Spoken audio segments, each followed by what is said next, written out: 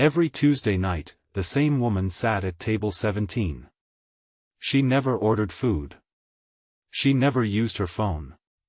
And every week, at exactly 9 p.m., she stood up and left without saying goodbye. At first, I thought she was simply waiting for someone. By the fourth Tuesday, I realized she wasn't waiting for dinner. She was waiting for someone to notice something. I had worked at Bellamy's for almost 6 years. It was a small restaurant in the older part of downtown, with 12 tables, a narrow bar, and a kitchen that was always too hot. Most of our customers were regulars. Lawyers from the offices nearby, couples celebrating birthdays, older people who had been coming since before I started working there.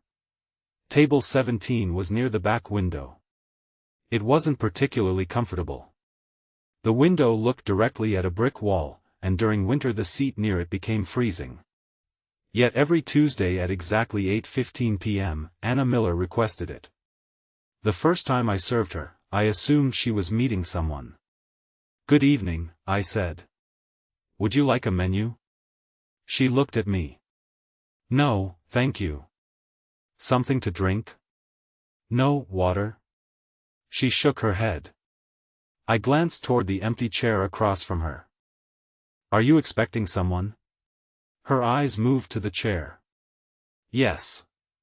"Would you like me to leave a menu for him?"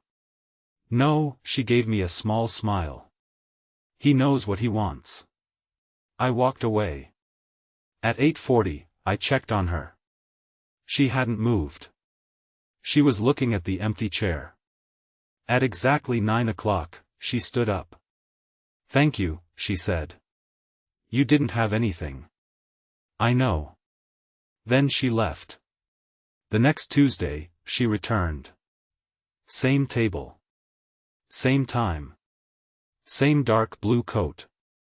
Again, she ordered nothing. At 9 o'clock, she left. By the third Tuesday, I was curious. I asked Paul about her while he was counting the day's receipts. "Who is Anna Miller?" His hands stopped. "Why?" "She keeps coming here." "I know." "She doesn't order anything." "I know."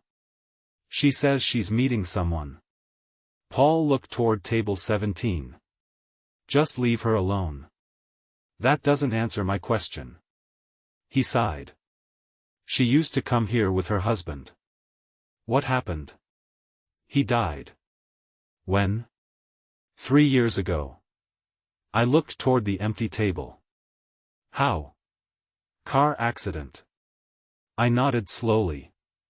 "That explains why she comes here." "Maybe." "What do you mean?" Paul lowered his voice. "The accident happened on a Tuesday." I looked at him. "Was he coming here?" "Yes." "Did he arrive?" Paul didn't answer immediately.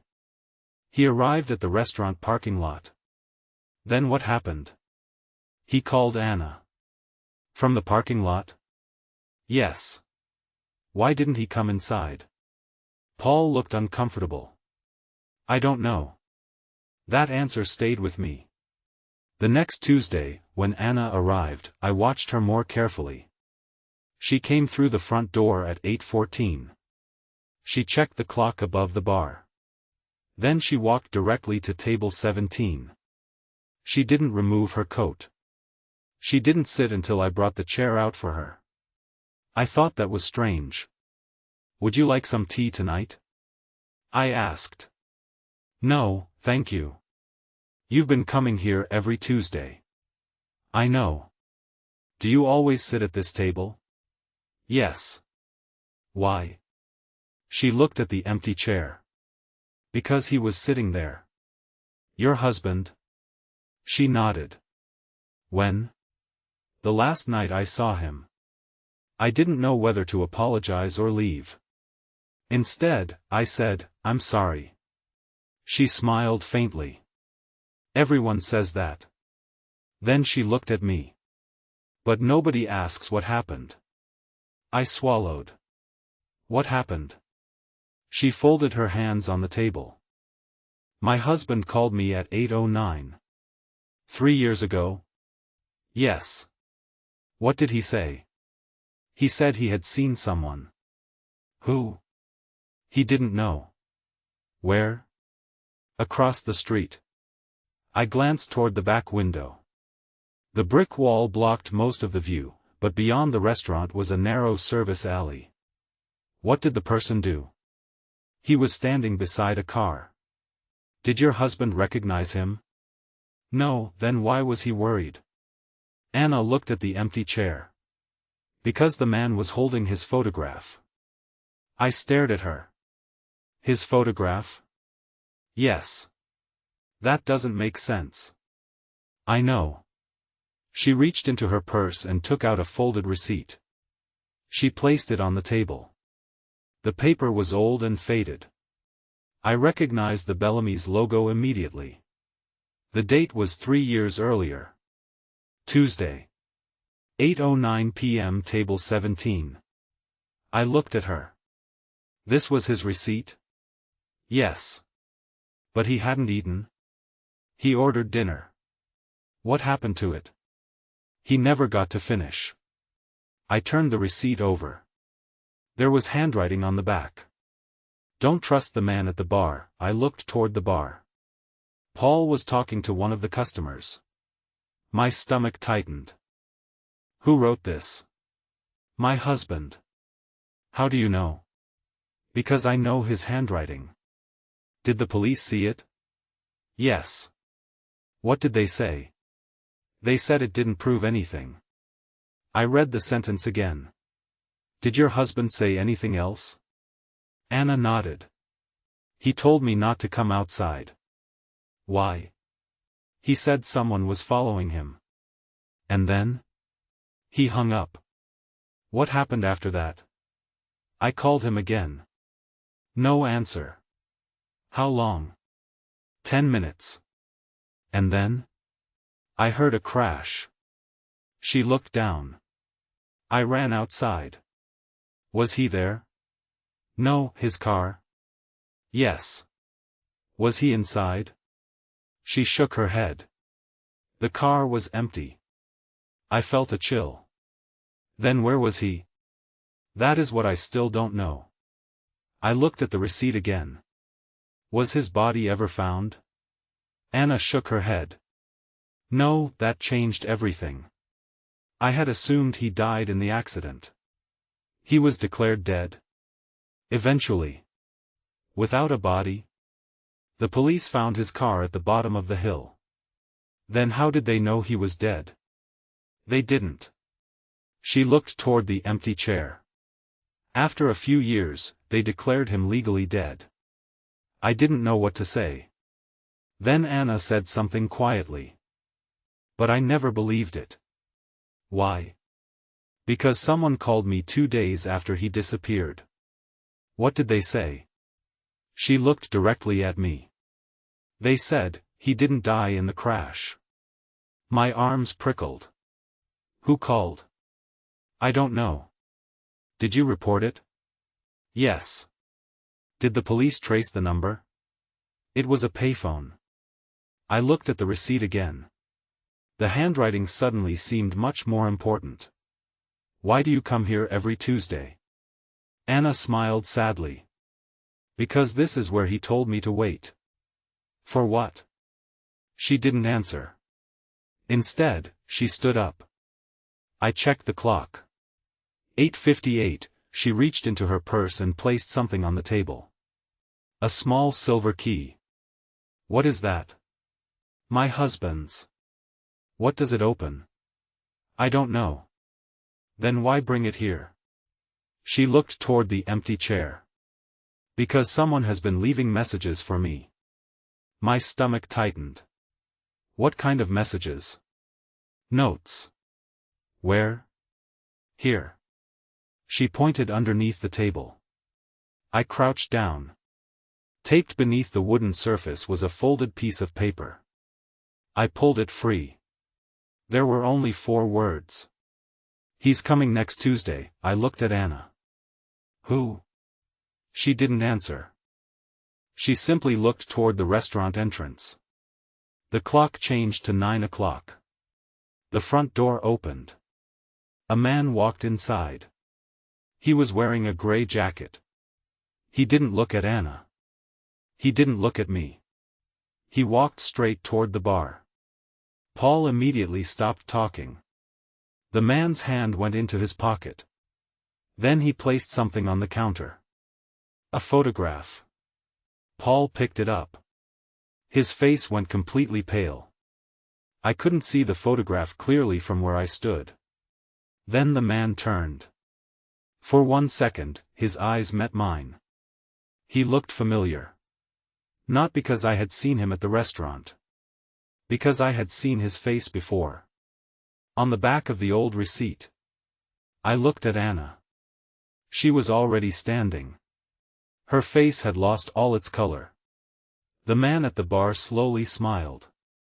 Then he said something that I could barely hear. Tell her he remembers. Anna grabbed my arm. Don't let him leave.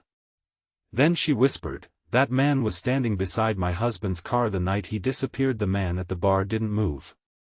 Anna's fingers were still wrapped around my arm. Don't let him leave, she whispered again. I looked at her. You know him? She nodded. He was there that night. The man glanced toward us. For a moment, nobody spoke. Then he turned back toward the bar and said something to Paul. Paul looked terrified. I had never seen him like that. I stepped closer. Paul? He didn't answer. The man reached into his pocket. I thought he was pulling out a weapon. Instead, he took out a folded photograph and placed it on the counter. Paul stared at it. Then he looked at me. Tom, he said quietly, you need to stay out of this. My name is Tom. I had worked at Bellamy's for 6 years. And until that moment, I had never heard Paul sound afraid. What is happening? The man finally turned toward me. My name is Daniel. Anna took a step backward. Daniel looked at her. Anna. She didn't respond. You've been coming here every Tuesday for 3 years. Yes. You've been waiting for someone. Yes. You should stop. Anna's voice shook. Where is my husband? Daniel looked down. I don't know. Liar. I was there that night. You were with him. Yes. Then tell me what happened. Daniel looked at Paul. Paul shook his head. Daniel ignored him. Your husband discovered something. What? A fraud. Anna frowned. What kind? Insurance. My stomach tightened. Bellamy's had never had anything to do with insurance. Daniel continued. Your husband worked for a company that processed claims. He discovered several claims involving people who didn't exist. Anna stared at him. He told me about that. Did he tell you why he was afraid? No, Daniel looked at the table. He found a connection between the claims and this restaurant. I looked around. This restaurant? Yes. How? Daniel pointed toward the bar. Paul's brother owned the building before him. Paul finally spoke. That's enough. Daniel looked at him. No. It isn't. I turned toward Paul. What does your brother have to do with this? Paul's face was pale. He had nothing to do with it. Daniel shook his head. He knew about it. Anna stepped closer. What did he know? Daniel took a breath. There was a room underneath this restaurant. I frowned. There's no basement. There was. Paul looked away. After the building was renovated, it was sealed. Why? Because of a fire. When? 20 years ago. I remembered the old photographs hanging in the hallway. The restaurant had been here for decades. What happened? Daniel answered. 3 people died. Anna looked at him. Who? A restaurant employee, a delivery driver, and a man whose identity was never confirmed. I felt a chill. Why does that matter? Because your husband was investigating the man's identity. Anna stared at him. Who was he? Daniel shook his head. We never found out. Then why was my husband involved? Because 3 years ago, he found an old insurance file. What did it say? That the unidentified man had been declared dead under a different name. Anna's face changed. What name? Daniel looked directly at her. Michael Miller. She stopped breathing. That was my husband's name. Nobody spoke. I looked between them. You're saying the unidentified man was her husband? Daniel nodded. No, Anna looked confused. Daniel continued. I'm saying someone used your husband's identity. That doesn't make sense. It will. He took out another photograph. This one showed a younger man standing outside Bellamy's. I recognized him. It was Anna's husband. But beside him stood another man. The same man who had been standing at the bar. Anna stared at the photograph. Who is he? Daniel said, his brother. She shook her head. My husband was an only child. Daniel looked at her. That is what everyone believed.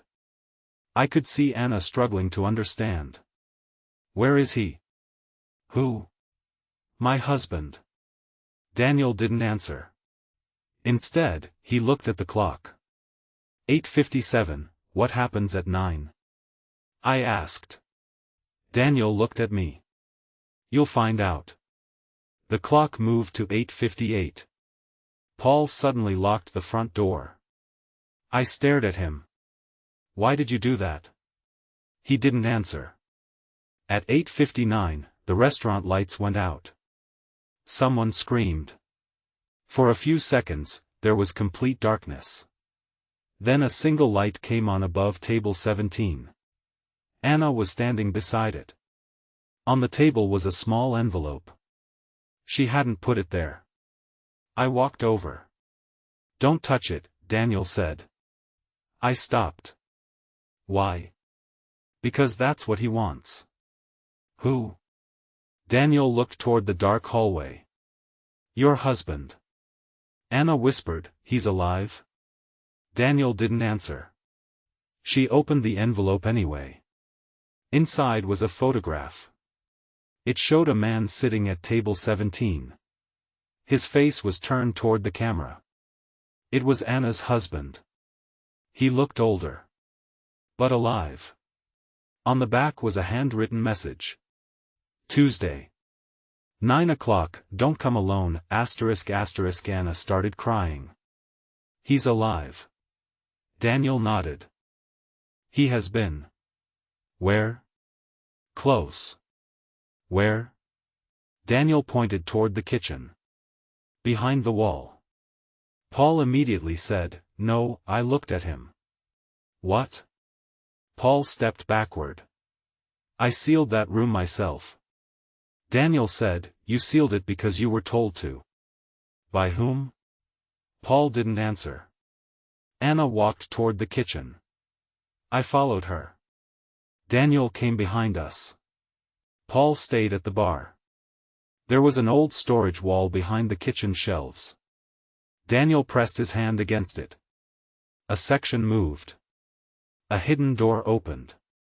Behind it was a narrow staircase. I stared at Paul. You said it was sealed. It was. Then how, I don't know. We went downstairs. The air smelled old and damp. At the bottom was a small room. There was a table. 2 chairs. And a telephone. The phone rang. Anna froze. Then she answered. Hello? Nobody spoke. She listened. Her face changed. What? She looked at me. He's here. Who? She pointed toward another door. My husband. Daniel pushed it open. The room beyond was empty. There was only a chair and another photograph. Anna picked it up. Her hands were shaking. It showed her husband standing outside the restaurant. The date was 3 days earlier. He was here, she whispered. Then we heard footsteps upstairs. Someone was moving around the restaurant. Daniel told us to stay quiet. We waited. A few seconds later, the footsteps stopped. Then Paul's voice came through the door. Anna? She looked at Daniel. He shook his head. Don't answer. Paul spoke again. You need to leave. Daniel opened the door. Paul was standing there. He looked exhausted. It's over, Paul said. Daniel frowned. What did you do? Paul looked at Anna. I tried to protect her. From who? Paul's eyes filled with tears. From her husband. Anna stepped forward. What did he do? Paul couldn't look at her. He didn't die. I know. He didn't disappear. I know. Paul finally looked at her. He left because he wanted you to believe he was dead. Why? Because he had been stealing identities. Anna stared at him. What? He wasn't Michael. Daniel nodded slowly. That explains everything. Paul continued. Your husband had another identity. He used it to move money between companies. When he realized the investigation was getting close, he staged his disappearance. Anna shook her head. No, he used the accident to make everyone believe he was dead. Then who was in the car? Paul looked down. We don't know. Anna stepped backward. You knew? I found out later. Why didn't you tell me? Because he threatened you. Daniel said, and now he's back. Suddenly, the lights upstairs came on. We heard the front door open. Someone walked into the restaurant. Slow footsteps approached the kitchen. Anna whispered, Who is that? Daniel looked at her. I think it's time you meet your husband. A man appeared at the end of the hallway. Older than the photographs. Gray hair. Dark coat. He looked directly at Anna. She covered her mouth. Michael? The man smiled. Hello, Anna. She couldn't move. Then he looked at Daniel. You shouldn't have come. Daniel stepped forward. You're finished. Michael laughed softly. No, he looked at me. Actually, you're the reason I came tonight. I felt my stomach tighten. Why me? He smiled. Because you were the only person here who never knew what happened. Then he placed a small envelope on table 17. Inside was a photograph. It showed me. Taken outside Bellamy's. That morning. I stared at it. Michael said quietly, You've been serving me dinner for 6 years. I looked at him in disbelief. Then I realized something. The customer Paul had been talking to earlier. The man who had been sitting at the bar. He wasn't a stranger. He had been coming into Bellamy's for years. I had simply never known his real name. Michael smiled. And every Tuesday, Anna came here because she knew one day you'd finally notice. He looked at Anna. Then at me. But now that you have, he pulled the restaurant's old reservation book from under his coat. He opened it to a page from 3 years ago. There was one reservation written in Anna's handwriting. Table 17, 2 people, underneath it was a note. If I don't return, find Tom. I stared at Anna. She looked at me with tears in her eyes. I didn't know how else to get someone to believe me. And suddenly, I understood why she had never ordered anything. Why she had returned every Tuesday. Why she always sat at the same table. She hadn't been waiting for her husband. She had been waiting for someone trustworthy enough to discover what had really happened. And somehow, without realizing it, that person had been me all along.